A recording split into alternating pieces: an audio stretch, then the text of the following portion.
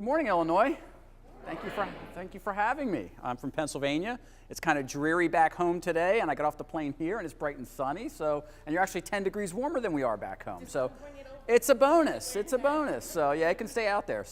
Well, thanks for attending. This is actually one of the favorite talks that I get asked to give. So you're in luck. I think of all the breakouts you had the opportunity to attend, this is going to be the best one. So all of your compatriots that are sitting in those other ones, they can listen to us laugh and have a good time. So we've got an hour together, and we've got a ton of stuff to cover. But I want your interaction. I love to take questions. I love feedback as we go.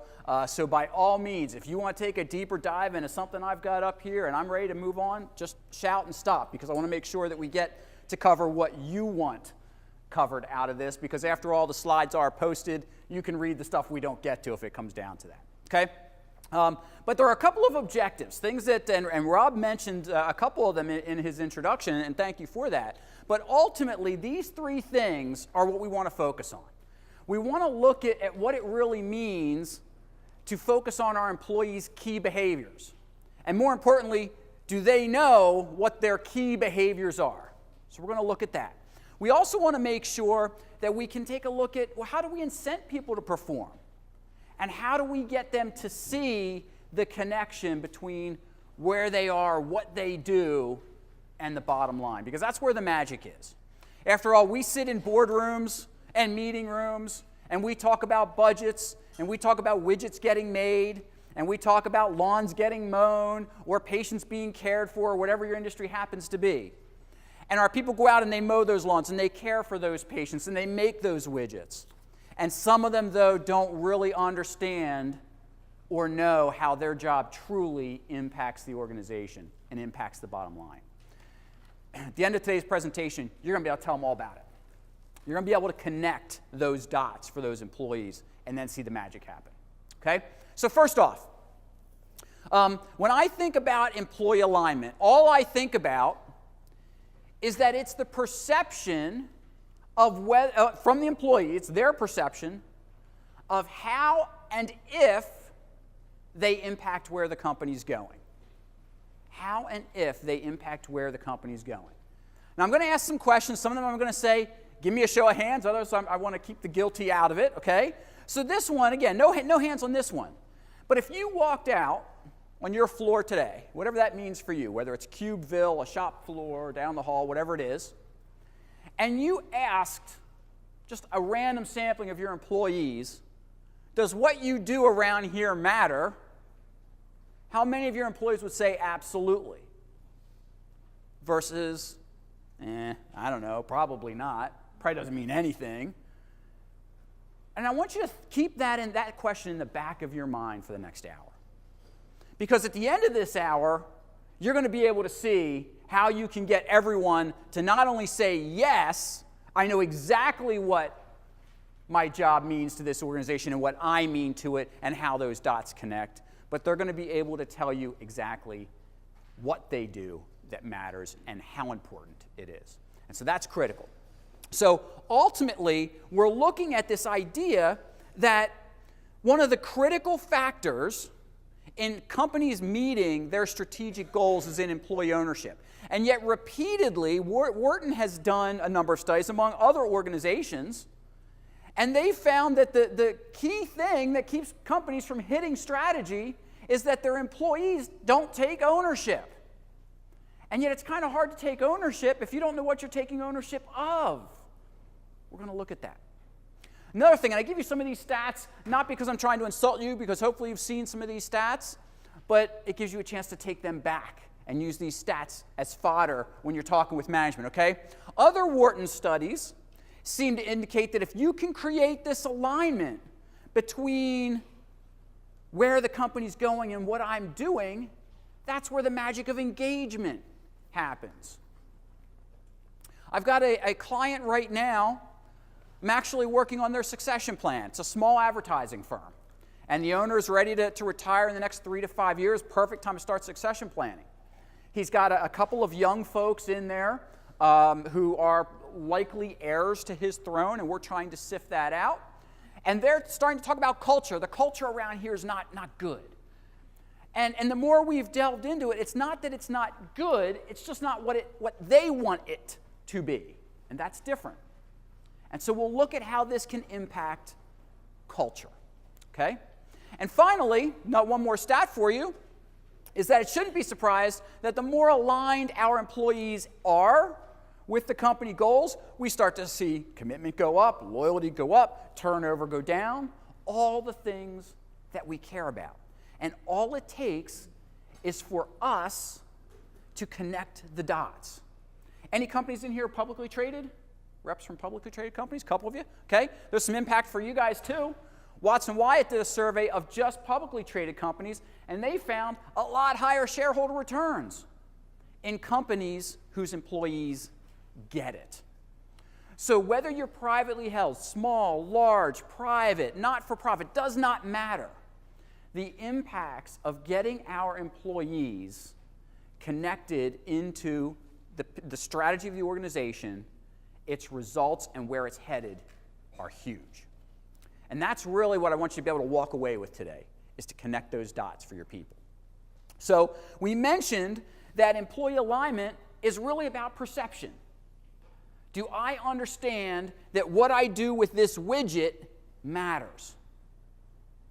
I'll give you an example. When I was in college, I worked the docks at UPS.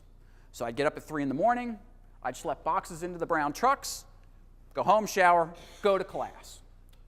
I never once saw a customer, at least not at that point in my career.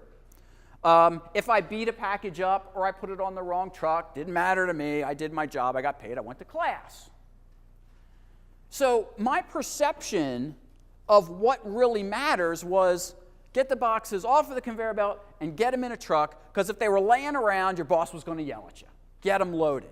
So what do you think happened when we got real busy? What's that? Well, things get messed up, but I just made boxes disappear, right? Get them in the trucks. I don't want to be yelled at, because that's what productivity was, that's what was preached to us. I don't know where Main Street is. I'm putting it in this truck, okay? What's the problem with that? Who gets impacted? Right? But I never saw the customers. There was no connection there, because at that point in time, there was no communication method to say, hey, Ed, really, you're putting Main Street, Chicago on Main Street, South Bend. I don't know. It's going the wrong way, okay? And that's a problem. Most people, if I said to you who impacts whether or not you get your box at UPS, what would you have said before I told you that story? The driver, right? But the driver can only deliver what's on his or her truck that day. If your box says it's en route, and the driver's at the end of his route, and there's no more boxes on his truck, what's he supposed to do for you? Your box is en route to somewhere, we just don't know where, okay? And so how many of you have people like that are not customer-facing and yet ultimately impact whether or not your client gets the service that they need? How many of you have that? Really, that's it? Not more of you? I'm surprised by that. Okay, but we'll run with that. We'll run with that. Because those folks, I bet, are some of your part-time positions, seasonal positions, temp positions. How many of you have those classifications of positions that are customer-facing? Okay, all right. But a lot of you have those. No surprise that those positions, we don't focus on them a whole lot. At least not in terms of trying to engage those people and connect them to the strategy. And yet, when I think about my time as an hourly employee at UPS, the hourly employees made up 2/3 of the workforce. And half of those 2/3 never once saw a customer. And yet they impact whether or not you get your box on time. And so I want you to think about the employees that you have and who are truly key to meeting your company goals. Now, are there any company presidents in here? Good, let's talk about it. So when they're not at the office, what happens? Everything's fine. Things run like clock. Maybe they run better. How many they run better? Like, yes, boss, going to retreat? Hallelujah. We're getting stuff done. all right? But let your janitor be gone and the toilet back up.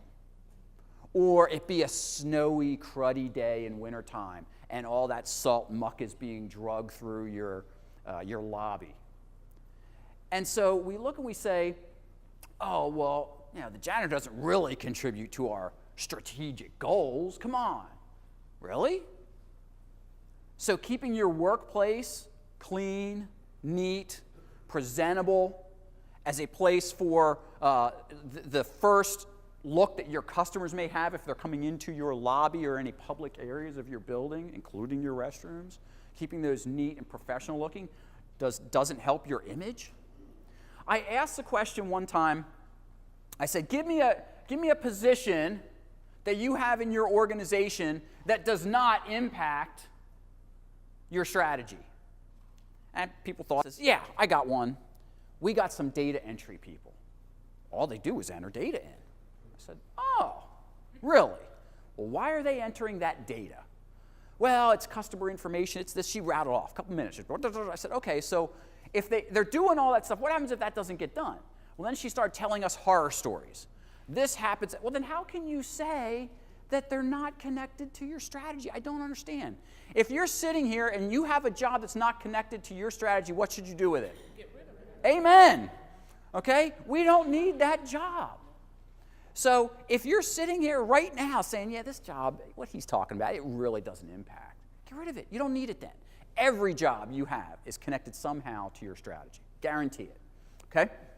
So ultimately, when we think about this idea of how we connect the dots, it's different based on who we're speaking to. Okay? So when you think about it, if you have widget makers, you've got a manufacturing facility, and I tell you at the end of the day you need to make 10 widgets, when do you know if you've hit your goal? When you've made 10 widgets, or at the end of the day, you go to punch out. I mean, it sounds basic, but our folks know that.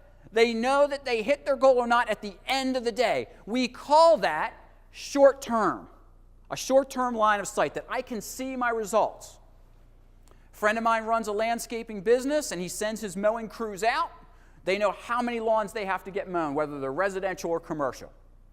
If he sends his hardscaping crew out, how many retention walls, how many feet of a retention wall should they be able to lay in a given period of time? Okay? They have all that. So at the end of the day, they know. What's wrong with purely focusing on that short-term goal?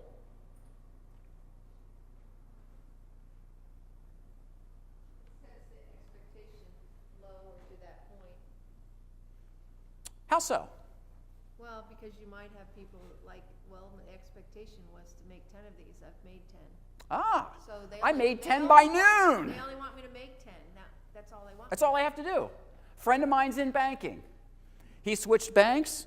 He was given his quota of how many loans he had to underwrite and the amount of deposits he had to get, all the typical stuff you would do in banking. He hit his goal in May of 2018.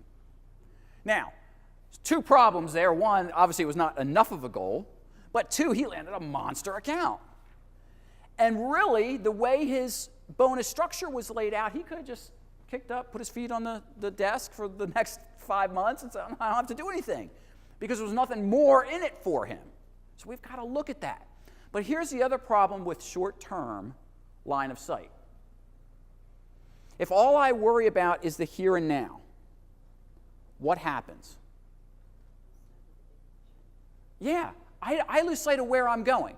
So just think about for a moment, if I had you all get up and come to the front of the room, and I asked you to keep your heads down and do this, and just start walking, how many of you would feel comfortable doing that? Anybody? I mean, you can walk 5, 10 feet maybe, okay? But you're only seeing 2 or 3 feet in front of you. You're probably not going to end up where you want to end up. That's why we look ahead. That's about long-term line of sight. Who loves longer-term lines of sight? You do, but you are Management, okay? Why do we like long-term line of sight? What does it do for us? Just a bigger picture. Bigger picture? What else? I'm sorry? Helps us plan. Shareholder or stakeholder. Okay, so our external folks that have a stake, it might meet their concerns. I'm sorry? Saves on work if you have longer. Saves end work. It also allows me to take into consideration cyclical natures in my business. Back home, it's been rainy this summer. It's been weird. We will get dumped on like biblical proportions. And then for 3 weeks, sun. Nothing. And then another week, the monsoons come through again. And then 2 weeks. It's been insane. So anyone who works outside is behind. So if I tell you you have to lay so many feet of retaining wall or mow so many yards, well, it's been raining for 4 weeks. How far behind are you? Well, we know this happens. We know that many of our businesses are cyclical. How many of you have a peak month or couple of months in your business? How many of you are like holiday time? Okay, how many of it's, I don't know, summertime? Okay, so whatever it is, what if you just planned, those of you that are summertime, if you just planned based on what you looked at from May to August? I bet you're going to miss a whole bunch of goals because you're going to extrapolate those 3 months out for the year and say, we can do this 12 months out of the year, but maybe we can't. Those of you that have time around the holidays, that's 6 weeks, that's even shorter. So here's the problem. We've got to balance these two. Our frontline people like that short-term line of sight. They get their, quote, reward. They see what they've done nearly immediately, if not that day, that week, that month. But in management, we know we've got to express that over a longer term, okay? And we're going to learn about that today. So ultimately, when we think about span of control, at the employee and at the team level, they've got a ton of control over their daily activities and their ability, in many cases, to hit their goals. However, we know as we go up to the departmental level or up to organizational level, we have much better measurement accuracy. We know that we can plan out the bumps in the road, the peaks and the valleys, the cyclicalness of our business to understand what's really going on. So if we're telling 20 people to make 10 widgets a day, what does that mean over the course of a week, a month, a year in terms of widgets? Okay? And so we've got to be able to rectify and speak both of those languages in order to really get everyone from frontline up to top management focused on where the company's headed. Okay? So a couple of quick things here. Shorter the line of sight, people love it. Longer line of sight, management loves it. But we've got to focus on both. We can't pick one. This is not a which is best, Ed. It's both. And it's going to impact the way we communicate. And we're going to talk about that next. Okay? So if you think about your people that have been with you the longest, it's probably no surprise that they've got a good line of sight to where the organization is headed. And why is that? The people that have been with you the longest, why would they have the best line of sight to your strategy? They've been through the cycles. Okay, been through numerous cycles. What else may they have done? Hopefully they've heard the consistent message year after year. Consistent messaging on where we're headed and why. That's a good one. They've what? Grown with the company. Maybe that means in terms of their role, perhaps.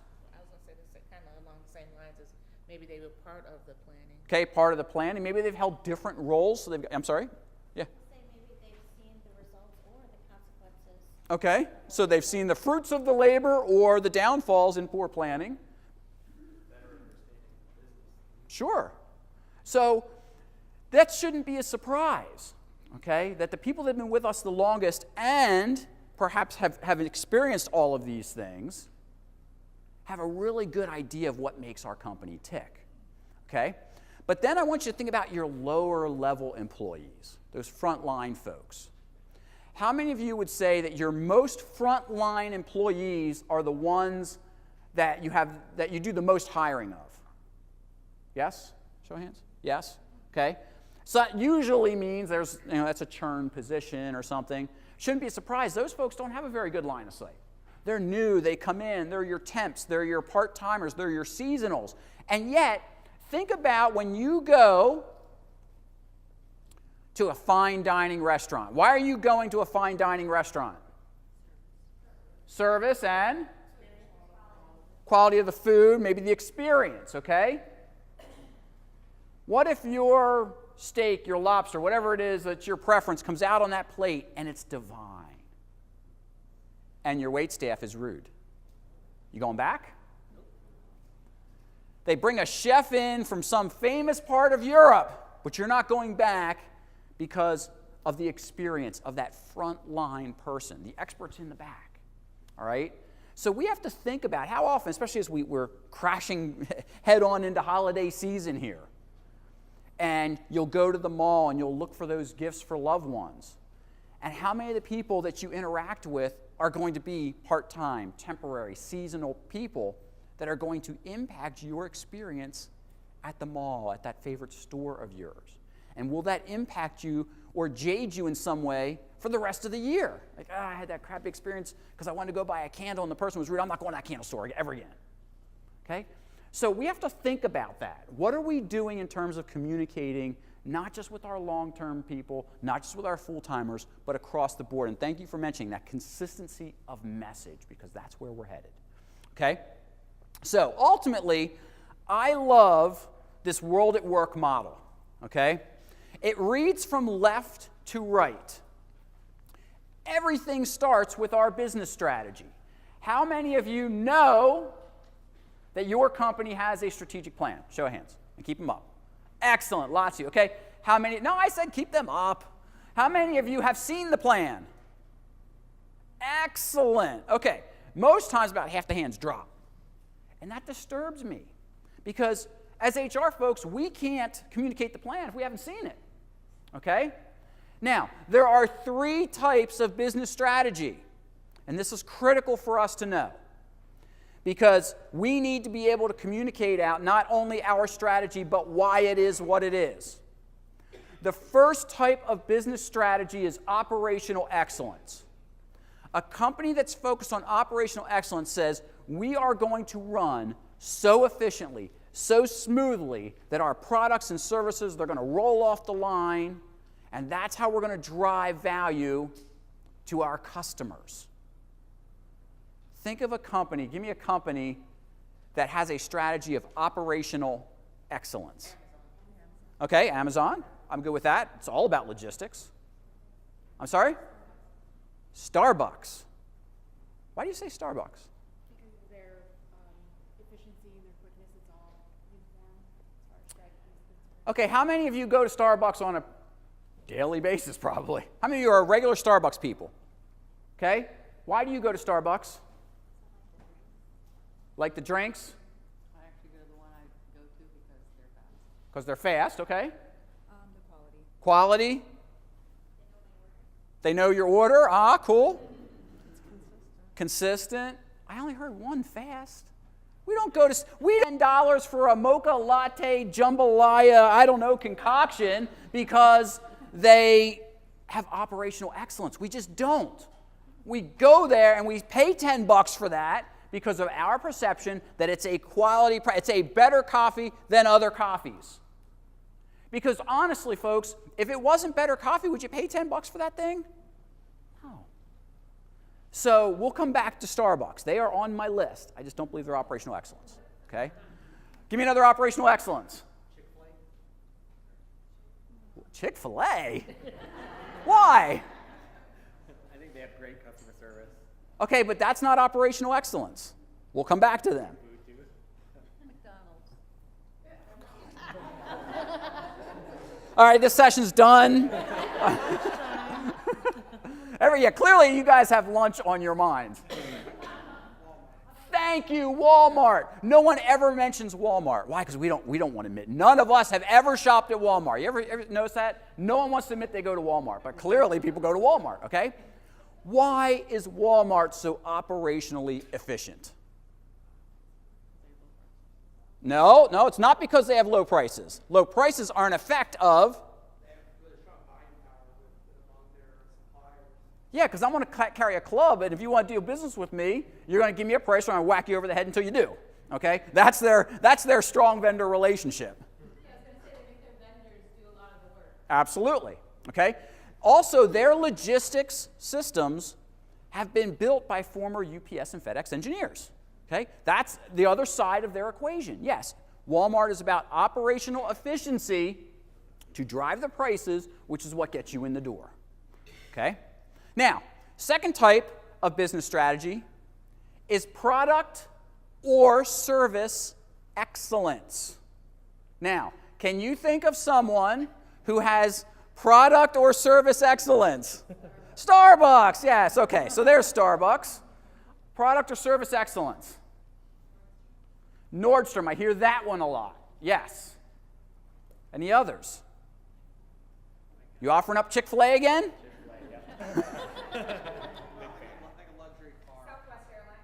Okay, Southwest Airlines for product or service excellence. You know, I still hear that, not as much as in years past, though, but I'll take it.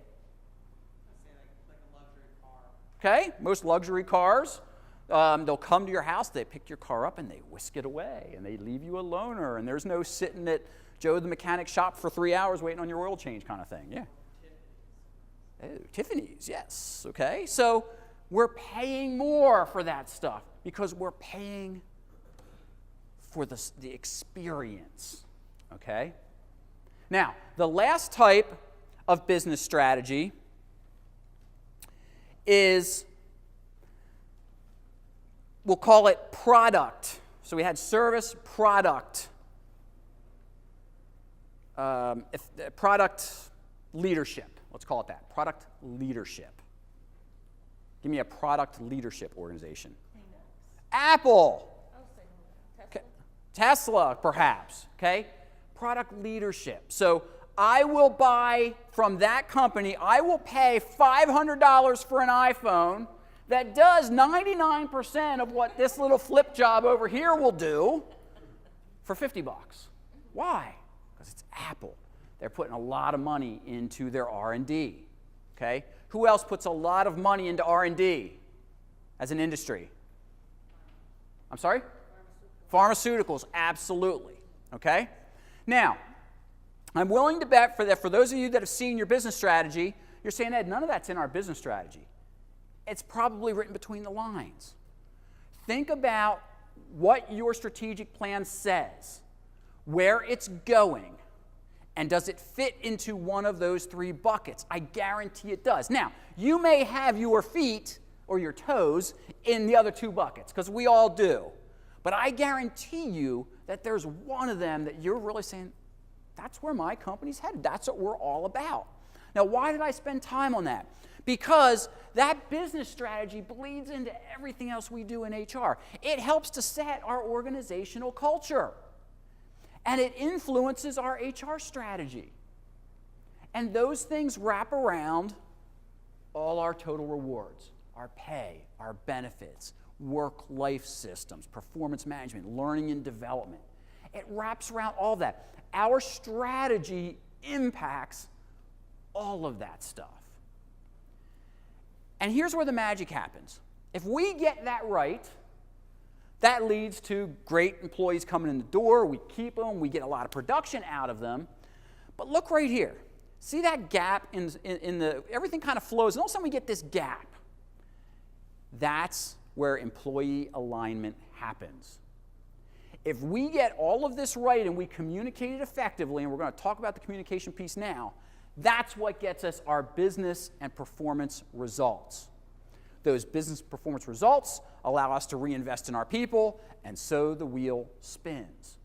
It becomes a beautiful thing when those folks that we've communicated with can now effectively see how what they've done has mattered. Okay? So we're going to look at a 4-step process for making this happen. So 4 steps is not so bad, okay? But it takes time. And so a lot of times people will say, well, Ed, how long does this take? I don't know. I don't know how culturally ready you are for this. I don't know how large and dispersed your work group is. I don't know what your strategies are. I don't know. What I do know is each step in the process takes longer and longer to get moving, okay? So let's look at the first step, okay? So the first step is, what is our core message? So lady in the back mentioned that consistent message. Are we saying what we need to say in a way that our people can understand it? Now, what I mean by understanding is that they can relate it to themselves and their job and their experience. So if I told you, if I was your company president and I stood up here today at a management meeting and I said, hey gang, our goal for this year is to increase revenues by $5 million. What does that mean to you? Nothing. Nothing? Woo! Maybe, I don't know. If you're in sales, what does it mean to you? We got more work to do. You got more work to do. You're one of my widget makers. What does it mean to you? What's it mean? Got to work harder. Got to make more widgets. Okay? It means something to each one of us. All right? So if I don't paint the picture of what that means, that translates into one more widget a day per employee. That's it. One more. Now it sounds different, because if I tell the average frontline employee we're going to increase revenues by $5 million, and that means we got to make more widgets right away, ding, ding, ding, ding, alarms start going off. Oh my gosh. But if I'm able to say, you know what? If we just make one more widget a day per person, I bump that 10 widgets up to 11, we can hit that goal. Maybe the employees say, okay. And guess what? In sales, we're opening up a new territory. So you're going to have an opportunity to go in there, and we don't have any competition in that territory. Are dollar signs lighting up for you now? Because commissions. So it's all in the context of how I lay out that message. What do we typically do when we roll out a message like that? And give out some high-level mumbo-jumbo that most people can't understand at the module level. See, I like that term. High-level mumbo-jumbo. Okay? And isn't that true? Stuff comes out, and you see it in advertising. How many of you ever watched on the TV, seen an ad, and you're like, I have no idea what that ad was for. I've seen stuff, I think it's a great ad, and at the end I'm like, I don't know what they were advertising, but that was a cool ad. Okay? It's stuff, it doesn't hit the mark, and then we wonder why our people aren't bought in. Okay? We've got to put it in context. I was working with an organization, large German-owned company. You have their products in your home, guarantee it. And their employee opinion survey results had tanked from the year before. So we were doing some focus groups in there, trying to figure out what was going on. And I kept hearing about communication. It kept coming up and coming up. And I didn't understand it, because they had town hall meetings, and they had focus group meetings, and there was stuff on the walls. I mean, they were relatively open book. And I couldn't figure out, why is communication a problem? And so finally, one of the people in the group said, hey, Ed, let's take a walk down to the cafeteria. So we did. The group of us got up out of the meeting room, down to the cafeteria, and they had a big wall. Oh, anything you want to know about the company's on the wall. I'm not just talking about the HR stuff. I'm talking about financials. Everything was up there. And he said, what do you see? And I told him, I see all this stuff. He says, take a closer look. So I'm really looking close now. What did I see in all of the financial information? What do you think I saw in there? Because it sounds good that we're sharing financials, right? That's sounding. Relate to you and how you're impacted. Okay, so revenue per share and net profit, yeah, kinda. I've already given you a hint. It was a German company. When they communicated their financials, it was communicated in euros. Now, I don't know about you guys. I don't know what today's exchange rate is. I just know that if you tell me we're up €1 million, hey, that sounds good, great. But I don't really know what that means. It's out of context for me. How hard would it have been for their plant manager, when she stood up for the town hall meetings to report this stuff, to just hit convert in Excel? It can't be that hard to tell folks this is how our facility's doing. How often do we do that? Why in HR do we send out that one message? Come on, our bosses aren't here. We can be honest with one another. Why do we do it? We try to have the employee in mind. We try to have the employee in mind, but why do we send out that one message for everybody? Come on, be honest. It's easier. Everyone gets the same message. No, they don't. They read the same thing. That's it. They read the same thing. They don't get the same message. So we have to be able to communicate what our business strategy is. What would your people say if you told them your business strategy was operational excellence? What do you think the first question out of their mouth is going to be? What does it mean? What about the customer? Okay? Because we're all the time saying it's all about the customer. Customer's always right. We say all this stuff. So we've got to be able to tell them, here's how you putting your box on the right truck, on the right shelf, in the right spot helps our customers. And if we do that, the drivers are faster. We keep fuel costs down, wear and tear on the vehicles, less overtime. That leads to cost reduction. And guess what? It also gets our customer their box on time. Oh, wow. So it's pretty important that I get that stuff on that truck in the right spot. Now I get it. Okay? So one of the best things you can do when you're going to roll out your company's strategy to your people is ask them for help in drafting the message. Sales needs to hear something different from manufacturing. Who needs to hear something different from R&D? Who needs to hear something from IT? Okay? And you're all going, that's a lot of work, Ed. Darn right it is. So if we're not willing to do the work, we can't get the results. That's really the key. So we have to think about, how do our people need to hear this message? What's the lingo we need to use with them or not use? Don't get up there and start talking about EBITDA, because half the time I can't remember what that acronym means, okay? And most of your people, you're going, yeah, that means, you're thinking about it, right? Because we're not finance people, so we got to stop and think about it. Don't use those kind of terms. Break it down for folks in terms that they get that relates to their job. That's the start of the buy-in, okay? And this little comic says it all. My words came out fine. It's what you heard that's the problem, okay? So we write things from our perspective. And so ultimately, what we have to do is not do the company-wide rollout where we bring everyone together to the Drury Lane Theater, and we have an all-hands meeting, and the president stands up and gives a 10-minute speech about where the company's going. Everyone's like, hoorah! And then meanwhile, over cocktails, I don't know what that guy just said. But hey, we got a day out of work. We got some nice cocktails out of it. Great. Okay? That's a problem. So once we figure out that message and what it needs to say, now we've got to look at leadership and say, hey, your role is to communicate this out. So that means they have to be on board. They have to know how to communicate. This is not a company leader. This is certainly not an HR thing.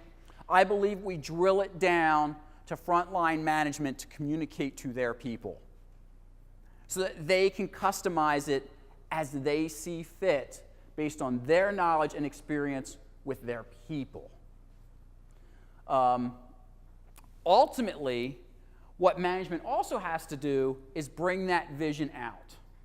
And that's going to bleed into accountability, which is going to come next. But their actions have to demonstrate that they're on board with this. This is not well, the company said this over here, but yeah, no, we're not going to do that.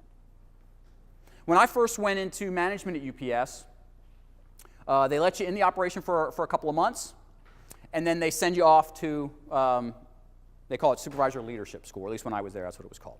And it was 3 weeks away. And we used to call it, that's when you got your brown blood transfusion, okay? Out with the red, in with the brown, you're UPSified now, okay? And I can remember going away, it's 3 weeks away from your family, you don't come home on the weekends. So it's arduous. And I remember coming back, and I was in the operation at that time, and the manager said, hey, how was leadership school? I said, it was great, I learned this, I learned that, da, da, da. He says, great, forget all that, you're back in the real world. I'm like, okay, so wait a minute.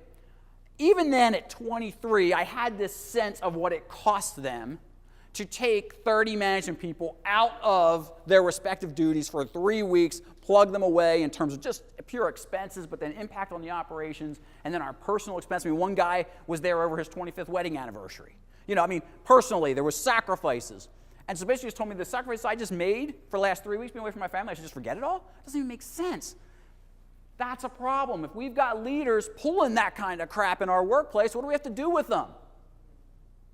They need a good talking to at bare minimum, okay? But maybe they shouldn't be in a leadership role, okay? So they have to be held accountable that their actions and match their words, which match our strategy. That's when the connection starts to happen. I can remember we always had we had a policy, you didn't walk on a conveyor belt. Pretty logical policy, right? It's not really safe to walk on a conveyor belt. But you know what? I walked on a conveyor belt today when I was coming here. Where did I do that at? The airport. They got people movers. It's a conveyor belt. That's all it is, okay? So why did I walk on that? Because you move fast. I can get from one end of O'Hare to the other end real fast, okay? So we had supervisors that would do that. They'd get on the conveyor belt and they'd walk and they could shout directions to everybody, okay?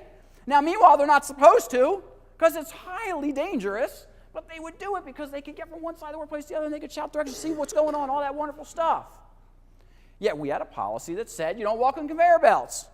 So what had to happen to get our vision married up for safety, married up with their actions? What did it take? A supervisor getting terminated is what it took. And then rest management went, whoa. Because you used to have to commit a cardinal sin to get fired back when I was still there. And that was like a, whoa, someone went down for that, really? I mean, then you knew they were serious about it. Okay? Now, I'm not saying termination is the only way to go, but what I'm saying is leadership's actions have to match up with what they're saying. Okay? Now, once we get that going, now the interaction starts, and this is where you can get bogged down based on your culture. How open of a relationship do your people have with their supervisors? Do they feel like they're in an environment where they can offer suggestions? Say, hey, what about? I have an idea, or this isn't working. What if we try? Because if not, we're going to get bogged down right here. My wife's in sales, and she finds herself on a lot of shipping docks. She walked into one of her customers recently, and they had changed the entire process for how product got to the loading docks and got loaded onto tractor trailers. And she started talking to the transportation manager about that. And he said, oh yeah, we brought in this group of industrial engineers, and they did this study, and we paid them 50 grand, and then it costs us 100 grand to modify all this stuff, but we're going to be fast, and we're going to be lean, and we're going to be mean, and all this great stuff. She's like, oh, cool. A month later, she went in, it was all gone. Why? Didn't work. Didn't work. It was a mess. And why didn't it work?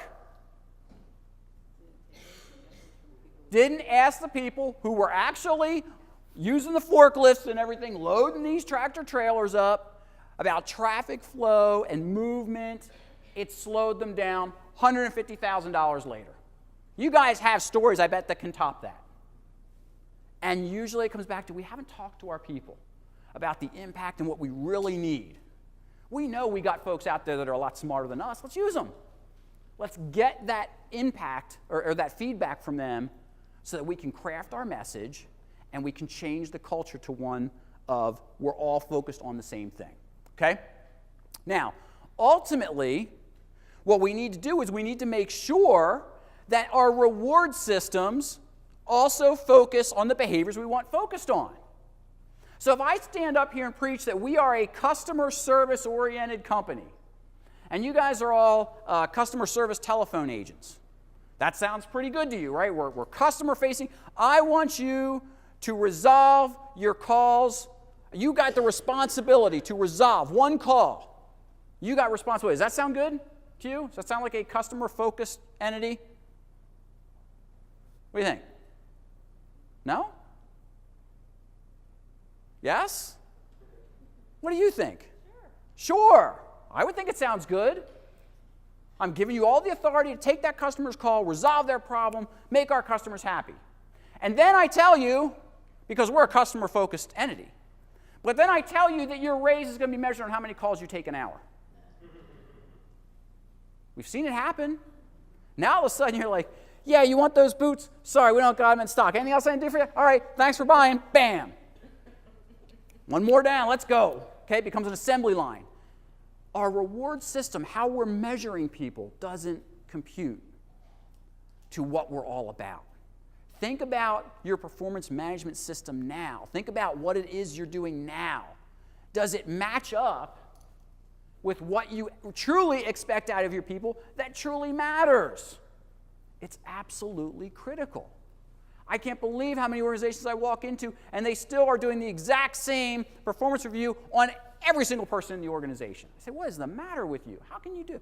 Well, everyone should be rated on their teamwork, and everyone should be rated on their attitude, and everyone should be rated on their attendance. I'm like, wait a minute. So the guy who's got the poor attitude, who's your IT programmer, who literally comes in and sits in his cubicle and does nothing all day long but sit in his cubicle, and that's what he does, and that's what we pay him for, we're rating him on teamwork and attitude? That doesn't make any sense to me. So, but again, it's work. But how we impact or how we rate our people, how we set their goals, impacts their perception of whether or not what they do matters and whether those goals are connected to the company's strategic goals. It's critical. Okay? So finally, how do we measure success? If you do everything else, but you can't measure for some reason where you're currently at, or there's just something missing, then you've got to find another goal. So when I was at UPS, it was I've been gone for many years now, and so we were just starting down the road of a lot of the electronics that are in place now. And so, but even back then, our goal was to get you your package on time. So corporate decided, hey, we're going to measure what we call missorts. In other words, packages that show up in a building that don't belong there. Now that sounds like an admirable goal, does it not? Because it tells us what's going on. Now the building that I was handled for HR, we processed between 35 and 50,000 packages a day. And generally we might get 5 to 7 boxes a day that didn't belong in our facility. So it's not a bad ratio when you think about it. And so our operations team would have to call in and say, these 5, 7, whatever showed up here, here's where they were from. And we would get dinged for that. Does that make any sense? No, because we didn't missort them to our own building. They came in from someone in Chicago. Well, wait a minute, what's going on here?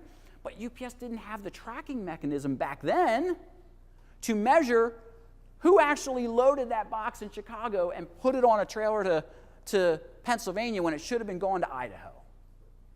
That's where it should happen. So if you have those logistical challenges, you've got to find something else to measure. Because we all took a nice big goose egg on that section of our performance review that year over something that we had no control over. So don't hold your people accountable to things they have zero control over. You're going to kill morale. Okay. So again, here's where the management accountability comes in. Are we holding our managers accountable to certain behaviors, and are they holding their people accountable to those same behaviors? So it's not a do as I say, not as I do scenario. Absolutely, probably one of the most important things so far that we've talked about. So you follow these 4 steps. They're not that hard when you think about it. They're relatively easy. All you've done at that point is you've communicated out. Now we've got to keep people focused on it. And this is where the hard part is, okay? And so when we think about it, well, let me take a step back. That's why we can't have a flavor of the month scenario.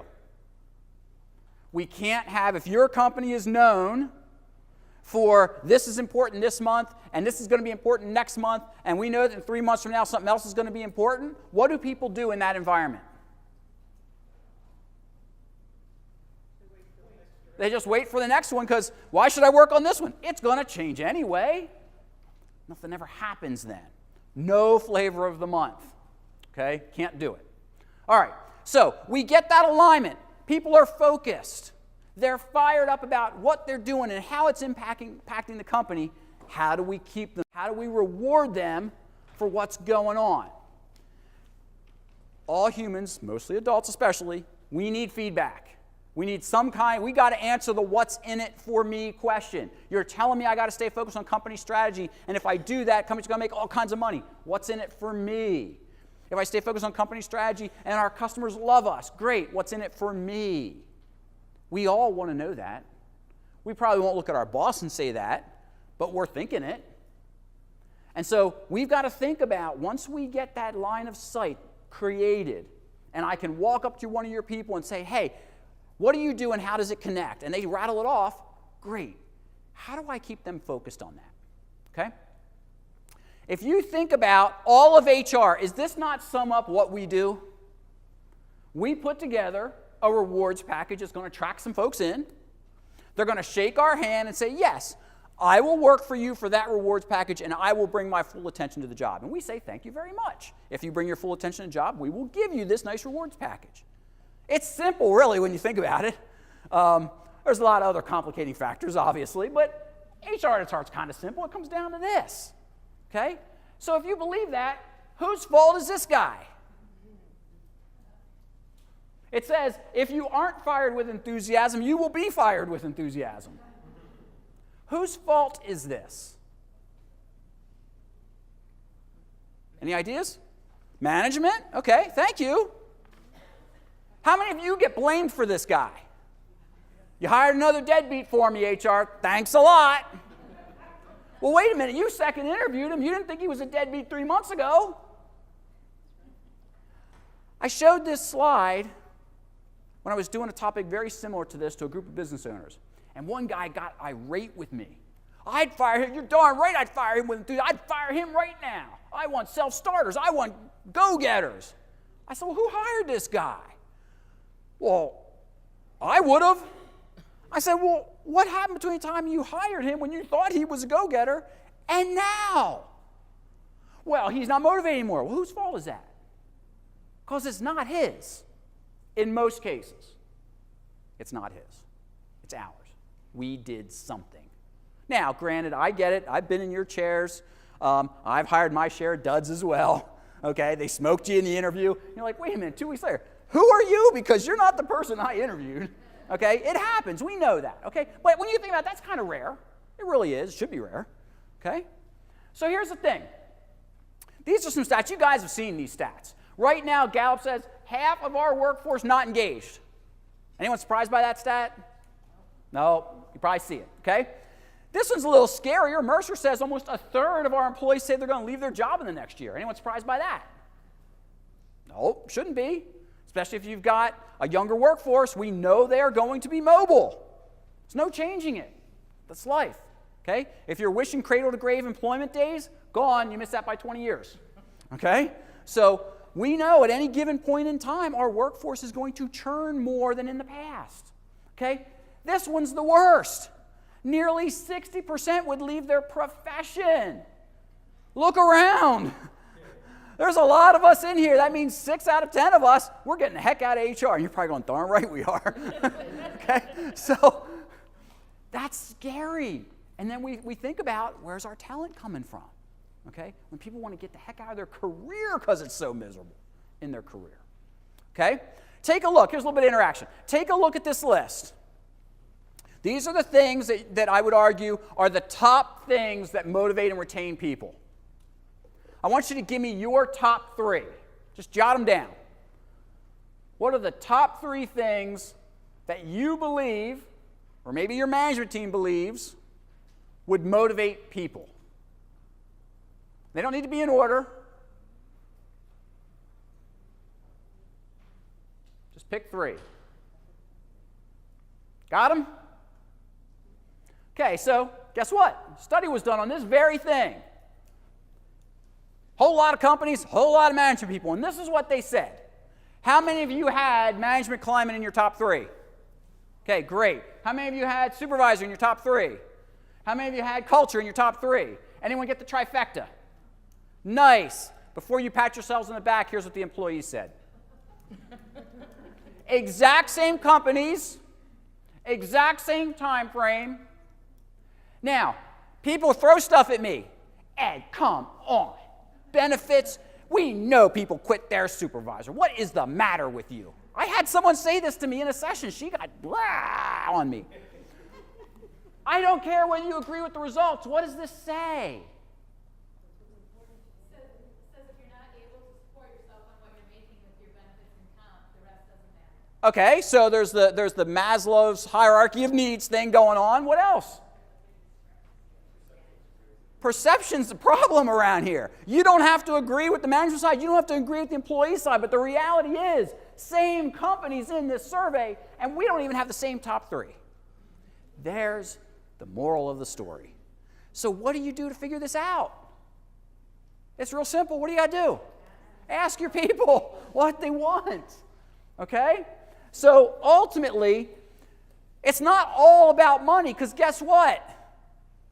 There was an analysis of a bunch of studies done on what level of pay raise would get people to act differently. The number is 7%.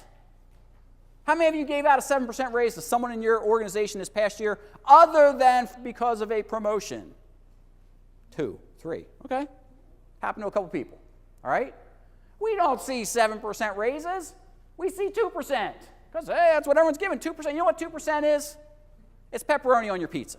I mean, let's be honest. It's really what it is. And then we wonder why. Well, I just gave you a 2% raise. And you can get pepperoni on your pizza every Friday night now. And you're not willing to make an extra widget for me? We wonder, hello, okay? Money's not the end-all, be-all, okay? And so really what we're saying is maybe the award system has to be different. Maybe instead of giving you that 2% out over the course of a year so all you get is pepperoni, maybe I give you that $500 now or that $1,000 now. Boom, one time, done. There it is. What does that do? What does that change in the individual? Okay, I get some money in hand, and it's football season, and I go out and buy a nice flat screen, and every time I click the on button for my flat screen, I think, there's my bonus. There's my bonus. They're not thinking that when they have indigestion from their pepperoni pizza. Like, yeah, thanks, boss. You gave me indigestion. You got my 2% raise. Thank you. No. So think about how we allot our dollars and our reward dollars, okay? You have in the slides are out on your website. You have a ton of information out there that will help you to figure out the rewards piece of this. What I would ask you to do is to step away from what you normally do. And I'm going to finish with one other story about the power of that. I had a retirement care community that I was working with on their whole total rewards. They were spending $40,000 a year on their company picnic. Now, this was a large organization, and they had beautiful grounds. And so, 20, 30 years ago, they could have their employee picnic on their company grounds. And they would have a pig roast, and everyone brought their family, and it was a great, great time. Okay? But as times progressed, they got too big for that. They go to the local amusement park. And you get your burgers and dogs, but you wander around the amusement park, so there's really no time for employees to truly hang out anymore. And then they decide, you know what, this is getting expensive, so employees are covered, but we will ask the family members to pay $5 to go to the park. I mean, is that reasonable? I think it's reasonable. $5, come on. It's normally $55 to get in the place, and you're getting your lunch. Guess what? People started grumbling about it. And what they saw was only about a third of the employees went to the park. And a bunch of those were complaining that they had to spend $5 for their kids to go into the park. And so I said, why are you spending $40,000 on something only a third of your people want and half of them are grumbling about? What did they say? We've always had a company picnic, Ed. It was like the sacred cow there. And I thought they were going to run me out of town. When I said, you got to get rid of that. Take that $40,000 a year and let's do something else with it. Contrast that with, on your birthday, everyone in that same organization gets a gift certificate to go to the local bake shop to get a cake. Now, you can have that cake done any way you want, any flavor you want, any icing you want, decorated any way you want, full custom cake. 99% of those certificates get used every single year. $10 a head. What are the employees saying to them? So after you go through and you create the message, ask them what they want, what's going to keep them focused on the mission. Because that's the key to your attraction and retention and ultimately the motivation of your workforce. It goes back to that handshake agreement. What we're offering enough of an exchange for me to continue to work harder for you? Because think about what you offered me at the beginning when I accepted employment. The terms change every year when you change my goals. If you don't significantly change the terms on your side, why should I continue to work towards the goals? We get out of equilibrium. So I thank you for your time. Again, there's lots of juicy tidbits out there in the slides that are posted. I would also appreciate your feedback. That's why I have some sheets out there. Please jot your notes down and leave it for me. I get that. It's a lot more detailed than what you'll get asked on your app. And I will hang out here and answer any questions that you might have. But thank you.